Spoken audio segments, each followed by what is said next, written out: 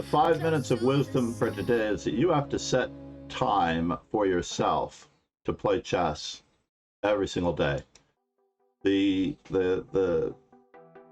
quote of wisdom from Sean Connery from the movie, not sure if it's Freedom Riders or there was a movie that he did with Michelle Pfeiffer and a young African-American artist played. He had a student who did not write, and he was teaching writing, or he was critiquing the fellow's writing. And the quote was something along the lines of, baseball players play baseball, musicians play music, writers write. And if you don't write, you're not a writer. So you have to play chess if you want to be a better chess player. Well, number one piece of wisdom, as requested by Rogan Joe Sloan, is that you must play chess every day, and you should analyze your games. You should critically analyze your games, each and every one of them. Not with the engine at first. Remember, 2 times through. The third step in the process is applying the learned mistakes to your games. So, first time through, did I really do this right? Why didn't I do that? Put your own notes in.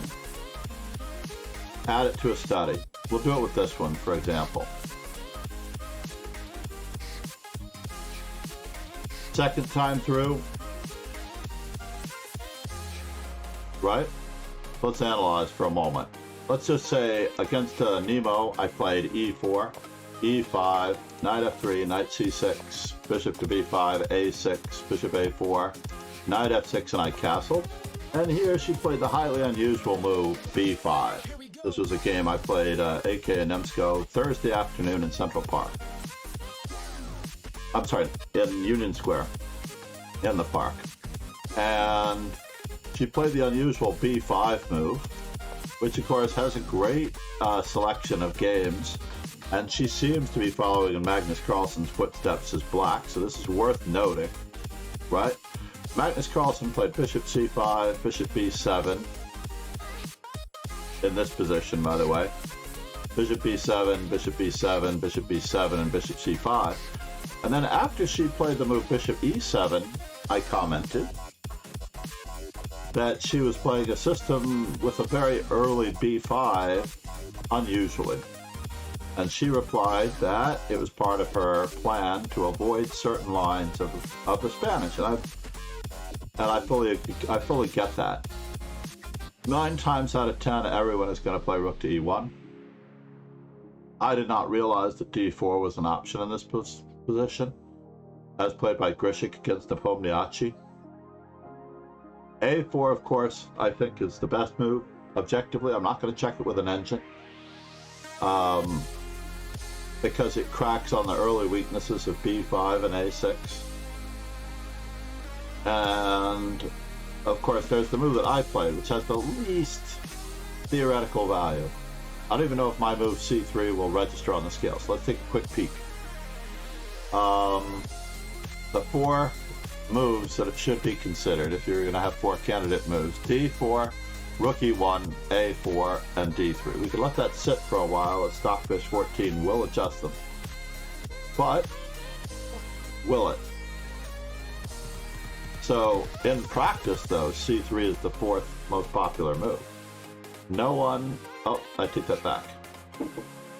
d4, d3, rook e1. Yes, and a4. To me, a4 should be played. In any event, how the game went didn't matter.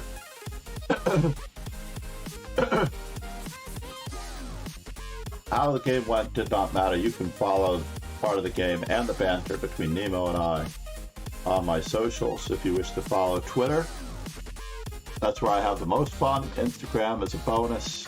It'd be lovely. But you have to critically analyze your games afterwards, and then find out what the computer says. I've not finished analyzing the game for myself objectively. I apologize for checking the engine there, ironically.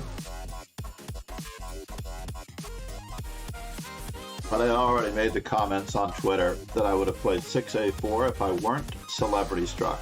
She was definitely rather stunning in person.